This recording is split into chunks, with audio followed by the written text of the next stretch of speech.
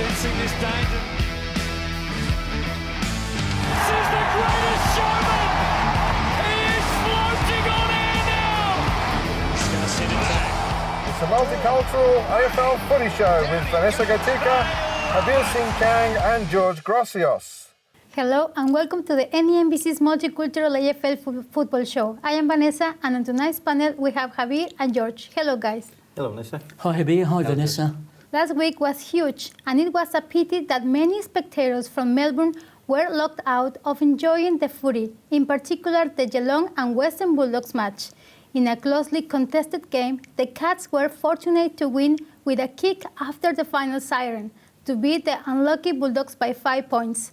Port Adelaide at home completely crushed the Gold Coast Suns by 50 points and Brisbane were pushed to the limit by North Melbourne until the final quarter when the Lions drew away to beat the Kangaroos by 23 points. The GWS Giants defeated the lackluster and lazy Carlton side by 36 points, while over in Tassie, Essendon won a thriller over Hawthorn by 13 points. What are your thoughts, Harbir, starting with the last Friday's blockbuster? Well, I totally agree with you that it was such a shame that we couldn't have crowds in there with such a fantastic game. The game was hanging in the balance until the last siren. So I imagine all the crowd in there and all the boos and all that kind of joy from the crowd and then all the other things as well. So that would have been a fantastic, but as we are in the tough times, as we talk all the time, it can't do much about it. But what a game, exactly how a number 2 or number 3 should be playing. Well, I should just tell you that there were only 7,000 spectators, but they screamed like they won 20,000 because at the end it was so exciting. Yeah. Imagine having that many. But so it was a very hard-fought game. And then I think at the end it was the home advantage that we all talk about. I think that's where Geelong pushed over the edge. Taking nothing away from them, they played a fantastic band of footy and they just held in with all the injuries happening as well. Duncan and later on Hawkins going out as well. All in all, great game to watch. If you want to lose, that's how you probably want to lose. Then again, on the other side, you can say that shouldn't have lost that. Great game for neutral observers. I felt desperately sorry for the Western Bulldogs. They really served it up to Geelong. But poor kicking in the last quarter. Marcus Bontempelli missing an absolute sitter from about 25 metres out. Anthony Scott missed another sitter as well. So if they just capitalised on those particular chances, we'd have a different result and we would be having a different conversation.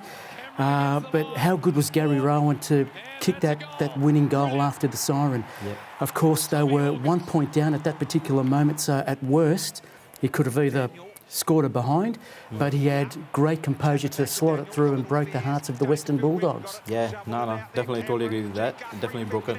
And the next clash, of course, Port Adelaide beat the Gold Coast by 50 points. They just weren't in the contest at all, Gold Coast. They were really, really lethargic.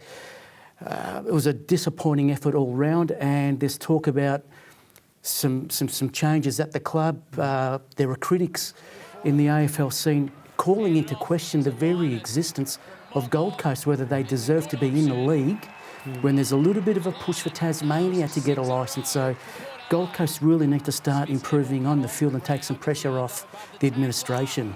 Yeah, no, definitely. And I think the problem is the pattern that goes with the Gold Coast. You can't really see the improvement at this stage. Like even with the before the bye and after the bye, like there's a pattern in their games as well, where they sort of go down later on. They start the season a little bit better and then they go down towards the end.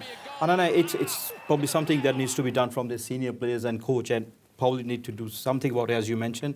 Otherwise, there will be that talk again coming up of not having the team from over there. And Port Adelaide, that wasn't much of a surprise. They deserve to win that, but what a huge loss with Robbie Gray. Yeah, well, he's going to miss the rest of the season. Yeah. It's been reported, which is a huge blow for Port Adelaide. He's been terrific all season. Yeah, and to happen on his 250th game, that was even worse. And North Melbourne, Brisbane, we keep on saying that North of Melbourne, seeing the improvement here and there, but this was their chance. They had the Brisbane, the weather was against them. against all the odds, they should have done better against Brisbane. But then again, as we see, the teams who are on the rise, they're not minding the challenges these days. Doesn't matter where they put on, they keep up their good game and get the result in the end. And as we've seen this year, North Melbourne, they've never really had a hope once they started going. But that's the part where Chris Fagan sort of comes in with his spray and all the things that he does to the players. He brings the best out of them. So even if they were down until like halftime or so, not playing that good of a footy until halftime, so with that spray, they just come out in high colours later on. Yeah, look, North Melbourne were terrific again. They were desperately unlucky the week before, as we discussed, against the GWS. And again, they showed some promise. Just lacking composure at the moment, some inexperience. They've made some mistakes at key stages and they were punished for those errors. But another great learning curve for them. David Noble is definitely on the right track with that particular side. North Melbourne supporters need to be patient because the players are showing terrific improvement in such a short space of time with David Noble. Yeah, no, definitely. And speaking of coaches going with the spray and all that kind of stuff, with Carlton, I think they probably need other tea. He's coming out as a very as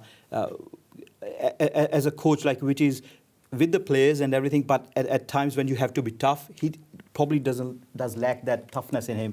And I think that's what probably Carlton needs at this stage. With all the reviews happening and all the things happening, we couldn't get the response from them. And then GWS Giants at home, even with without their superstars, they've been performing well. Now they're getting them back. Lockie Whitfield, what a game he's had. And then Toby Green, like, getting into his mojo, getting into trouble again on the other side as well. But still, that's how he plays. That's how he plays the game. And it was a fantastic game by the GWS and giving Carlton a big thrashing.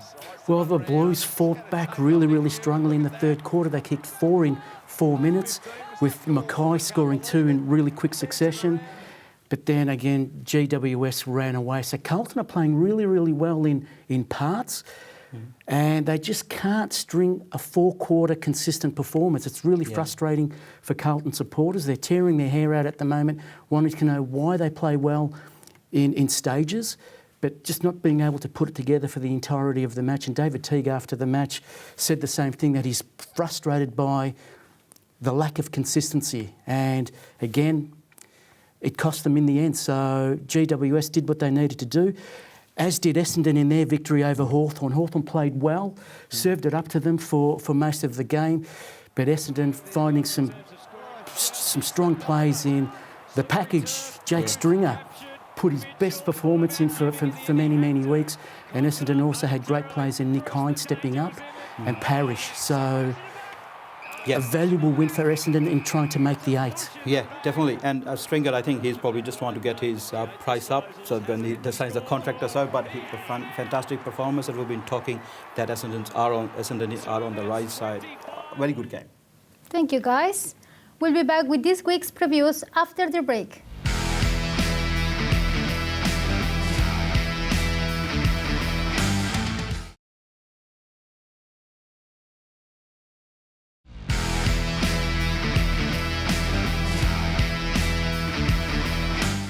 With the bye rounds behind us and the Victorian lockdown restrictions nearly over, Footy is now entering the business end of the season. We have 9 matches this week, starting with tonight's blockbuster, as Brisbane at home take on Geelong. On Friday, Richmond play St Kilda at the MCG, and on Saturday, North Melbourne in Hobart take on the Gold Coast Suns. We also have Collingwood at Marvel Stadium with the new interim coach, Robert Harvey, playing the injury-depleted Fremantle Dockers, while Essendon at the MCG play Melbourne in what could be a very hard and tight contest. George, what are your thoughts, please? Well, Brisbane hosting Geelong, it's 4th versus 3rd, with Brisbane sitting on 32 points in the Cats after that narrow victory against the unlucky Western Bulldogs, breathing down their necks. So I expect Brisbane, just their home form this season has been fantastic. It will be another close game, Harbir. I think that Brisbane still have a lot of improvement left in them. And the Cats, well, they're going to serve it up to Brisbane, no doubt. Yeah. Now, definitely, I think this has a potential to be a blockbuster if Geelong could play the game that they can play. So we might have a same sort of clash how Bulldogs and Geelong played with this game as well.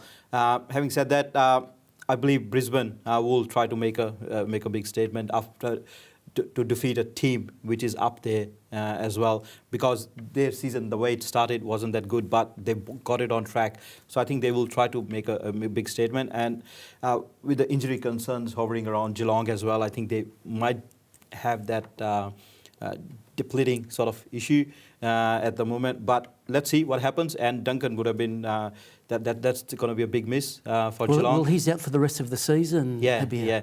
So I think we're going to miss all those kicks from like a 50 out or so where he could kick phenomenal goals. So that's a bit of a shame. So I think I'm going to give an edge to Brisbane in this game. And other game, Richmond versus St Kilda. I think any other day, the way we wanted St Kilda to perform, this would have been a cracker of a game this year. But this year, I think Richmond would be too strong for St Kilda.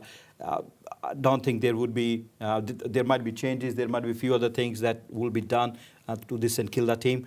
But to be a matchup to Richmond, I don't think they have any chance. Well, both sides coming off a loss. St Kilda disappointing in their fade out against Adelaide, and Richmond, of course, losing in the dying seconds with that wonderful Josh Kennedy goal. I think the rest would have done both sides the world of good, but Richmond will be much, much stronger for the rest, and they'll certainly welcome back a couple of players that will add strength and depth to their team. Yeah, no, definitely. And North Melbourne Gold Coast, again, a game which North Melbourne can win. And if they're really on the improve, they should win. I think that's going to be a good test for them. And Gold Coast, I think there's time where they can prove that, okay, yeah, we are on the right track too. And as we discussed before, it's not that the club needs a wind-up now, but it's a good game for both of them where they can go in feeling that they can win, and whoever has more hunger, I think, can come out on the top in this game. Well, both sides are eyeing this match as a chance to get a badly needed victory, and I think Gold Coast, after all of the criticism they've had, they'll be certainly showing a lot more determination and enthusiasm, you would hope, because they were very flat in their previous match. North Melbourne continuing to improve, and I would expect them to win this particular match. We then have Collingwood versus Fremantle. That's an interesting clash coming up with Robert Harvey in charge for the very first time. He has his L plates on, and I'm hoping that the Collingwood players, after sending off Nathan Buckley with a great victory, will do the same for Robert Harvey. They need to get behind the coach and really embrace his philosophies and tactics. I think there are some players at Collingwood that are playing for their careers, Harbir. Yeah, definitely. And I think normally we see that whenever there's a new coach added on, generally he gets the first win. And with the Fremantle having all those injury issues, I think they have a good chance to win this one. And Collingwood has been, this 2021, a lot of issues going around.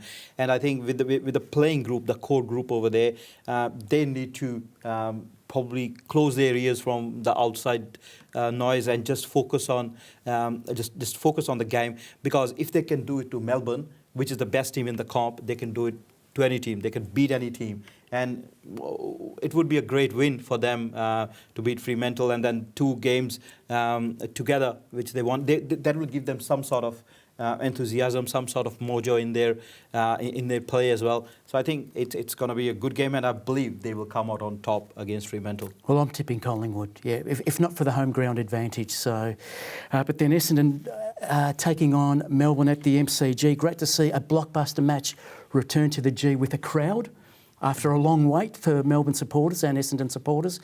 I would expect Melbourne to bounce back after that surprise loss to Collingwood in Sydney.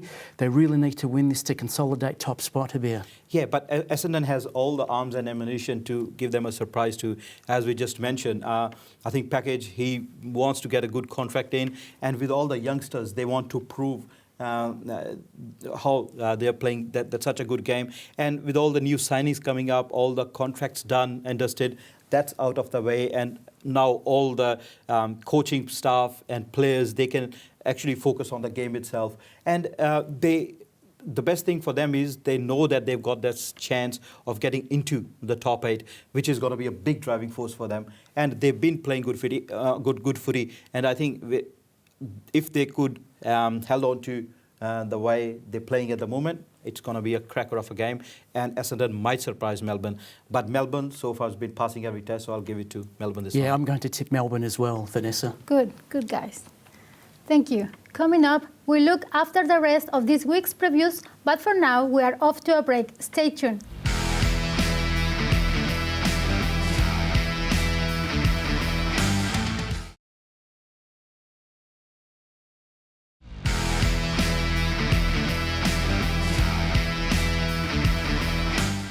We continue the previews as Port Adelaide at home go head-on with Sydney Swans. Sunday, the GWS Giants at the Giants Stadium play Hawthorn in another blockbuster game from Optus Stadium in Perth. The West Coast Eagles clash with the Western Bulldogs. Last game of the round, Carlton at Marvel Stadium hosts the Adelaide Crows. Javier. Oh, well, I would say the game between Port Adelaide and Sydney, it has the potential to be a very good game. We've seen the performances from Sydney in this year. Few of them been really great. And we've seen with Port Adelaide as well. So some of their performances were really great. But then again, they both have the flaws in that. So whoever comes on the top on that day, it's anybody's guess at the moment. But with the home advantage, I believe Port Adelaide should be able to defeat Sydney in that game. They will be missing Robbie Gray. And with Charlie Dixon not performing that much at the front, that could be a concern for them. Connor Rosie, he's rising up to the mark, and so are other youngsters from Sydney as well. This has the potential to be a very good game. Being in Adelaide Oval, I will give a little bit of advantage to Port Adelaide on that they will win this game. Well, Sydney were very disappointing in their last game against Hawthorn. They lost at the SCG. They were starting to show signs of fatigue and wear and tear.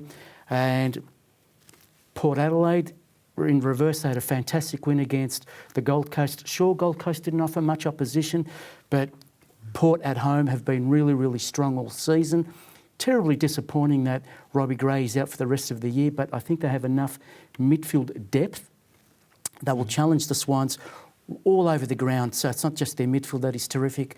Charlie Dixon up forward and Mitch Georgiades, who we've profiled as part of our multicultural focus. He's been in good form in recent weeks. So I would expect a really good Port Adelaide performance, and they'll come home with the points. The other game that we come up with, Giants versus Hawthorn.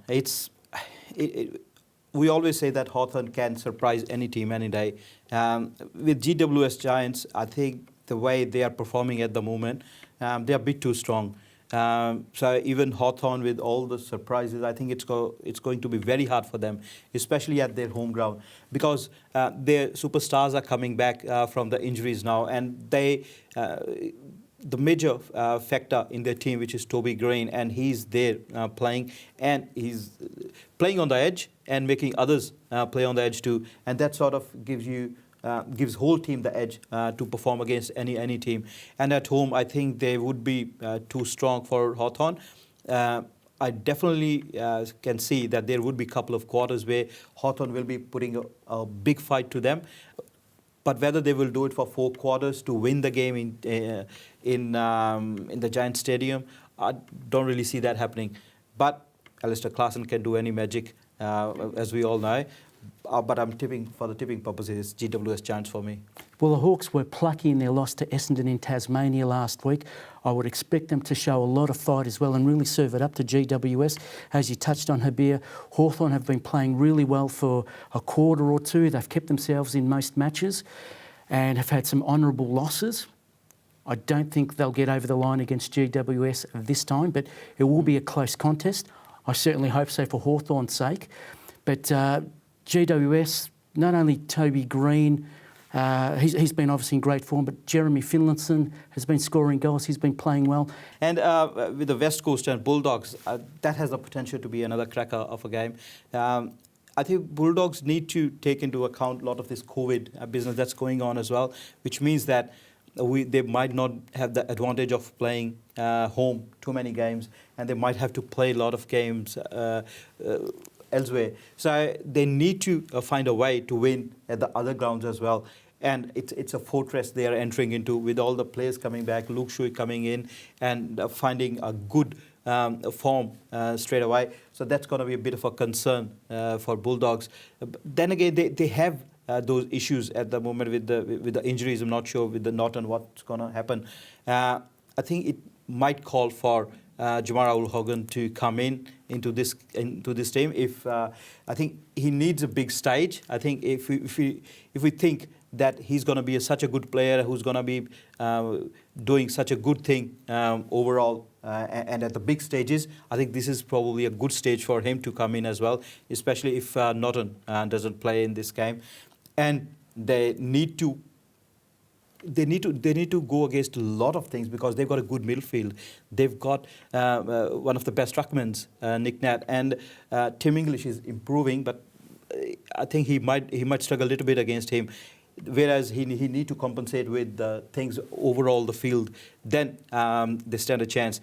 And no missing of the shots. I think they need to be accurate in that game. If they miss like that they did against Geelong, there won't be any chance, and West Coast will pounce on them. Yeah, look, Western Bulldogs will be able to compete in the midfield. They have such a fantastic midfield. Liberatore having a wonderful season, Bontempelli as well. Lots of players having really good seasons at the moment for the Doggies. West Coast are going to be buoyed by the return of Luke Shuey. That's a huge inclusion for them. Mm-hmm. They have a lot to play for, the West Coast Eagles. They're in 7th spot on 32 points. Richmond breathing down their neck. Western Bulldogs, they're trying to consolidate top 4 as well. Heartbreaking loss to Geelong last week, as we've mentioned already. It's going to be a fantastic match. I'm really looking forward to it as a neutral observer. It'll come down to players taking their opportunities. We know that the Western Bulldogs missed so many easy opportunities in their loss to the Cats. They need to pounce on those opportunities, Harbir. It's really crucial that they don't waste opportunities because, as we saw, West Coast in their win against Richmond, they capitalised on their opportunities. And they came from behind as well. So there's no room for complacement in that game. And if you don't keep on doing your opportunities, you will have trouble. And Carlton versus Adelaide. Adelaide should be too strong unless Carlton can put their head together somehow for this game, where Adelaide is a team where they should believe that they can defeat this year.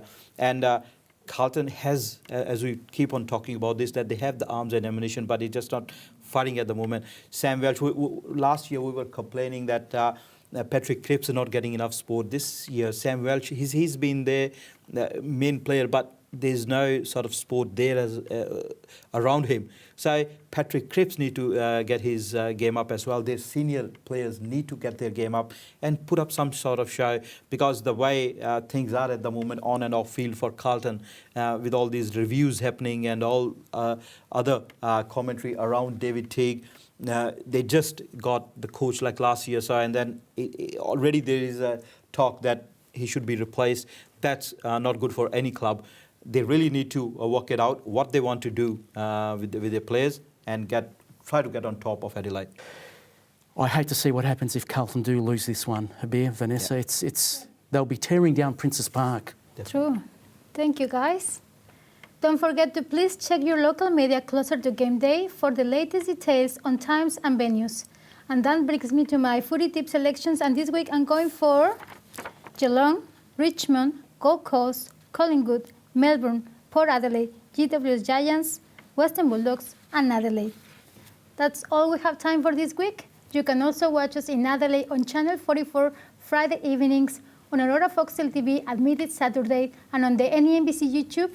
You are listening to this podcast on the Community Radio Network, and the AFL Diversity Language News can be heard on national multicultural radio stations. I am Vanessa Gatica. I'm Harbir Singh. And I'm George Gracios. Thank you, and see you next week.